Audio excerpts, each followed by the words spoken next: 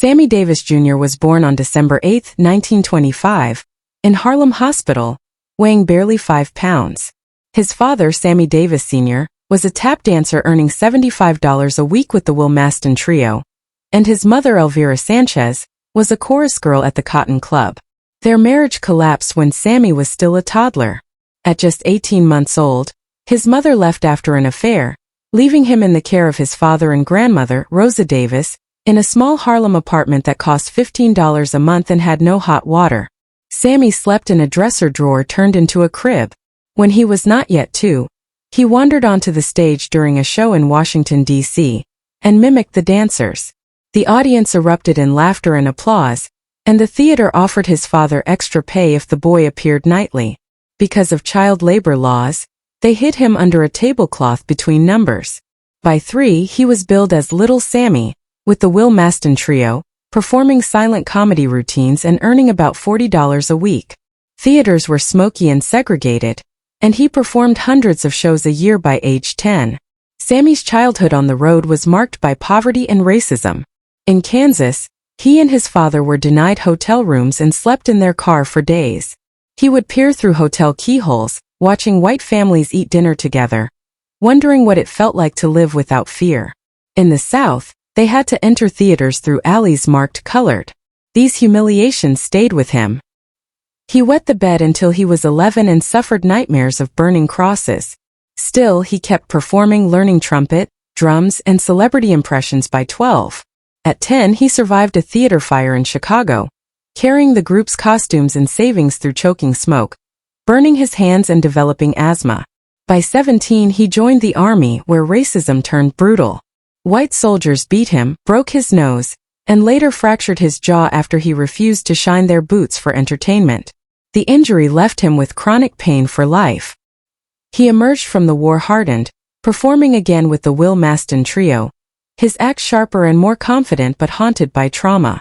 His breakthrough came in 1951 at Club Ciro's in West Hollywood, where an impression of Nat King Cole stunned an audience that included Frank Sinatra and Humphrey Bogart. Agents lined up with contracts, and Capitol Records signed him in 1952. His debut single, Hey There, became a hit. But fame did not protect him. Promoters canceled Southern shows after Klan threats, and he slept with a gun under his pillow. In 1954, at the height of his rise, tragedy struck. After performing in Las Vegas, he crashed his car near San Bernardino, and the steering wheel emblem pierced his left eye. Surgeons removed it, and he wore a prosthetic for the rest of his life. Rumors spread that the mob had tampered with his brakes over gambling debts.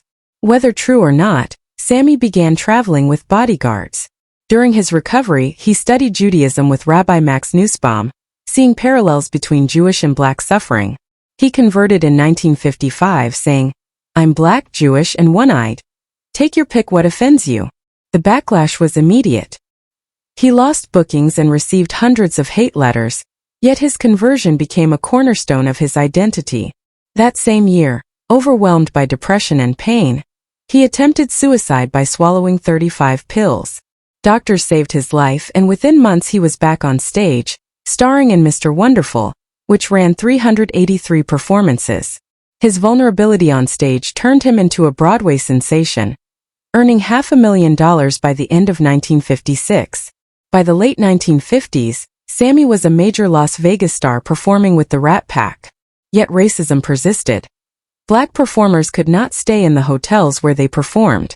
Sammy forced management to let his family stay at the Sands, paving the way for integration in Vegas.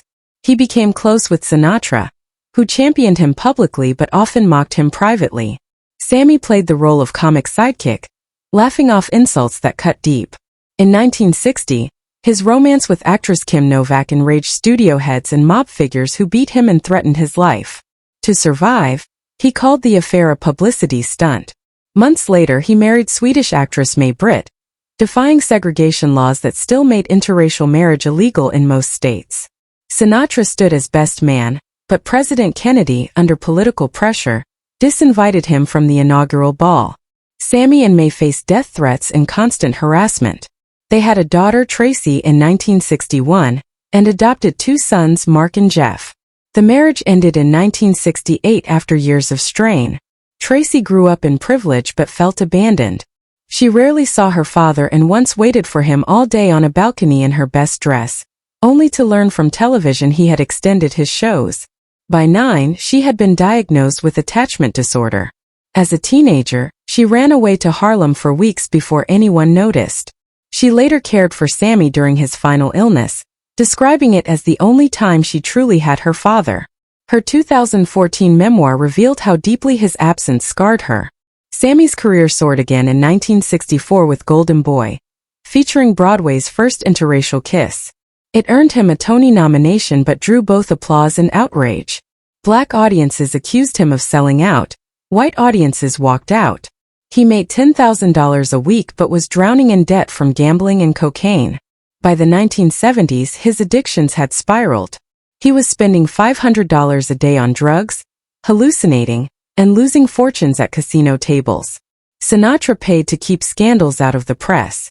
In 1972, The Candyman became a massive hit, but Sammy lost $500,000 gambling soon after. His 1974 NBC variety show collapsed under poor ratings and drinking. The low point came in 1975 when he publicly kissed Richard Nixon at a Republican fundraiser, alienating much of the black community. He was shunned by old friends and spent years trying to rebuild his image. In 1970, he married dancer Alta Gore, who remained with him until his death. They adopted a son, Manny, in 1989 while Sammy battled throat cancer. He owed millions in taxes from failed investments, and after his death in 1990, federal agents seized everything. His house, jewelry, even paychecks. Alta Vice and baby Manny moved into a small apartment in Queens. Manny grew up in poverty, pawning his father's diamond cufflinks at age 6 to buy food. Later, he discovered relatives were taking his father's royalties and sued, eventually recovering part of the estate. Alta Vice died in 2009 from liver failure, and Manny, then 20, buried her beside Sammy. Haunted by loss, he created the Alta Vice Davis Foundation to support children of deceased celebrities living in poverty. Now managing his father's estate, he oversees licensing deals and a planned Broadway revival, yet admits he still feels the weight of his family's pain. Sammy Davis Jr. had lived a life of brilliance and torment. From Harlem's tenements to the world's greatest stages, he fought prejudice, survived brutal racism, and turned tragedy into performance.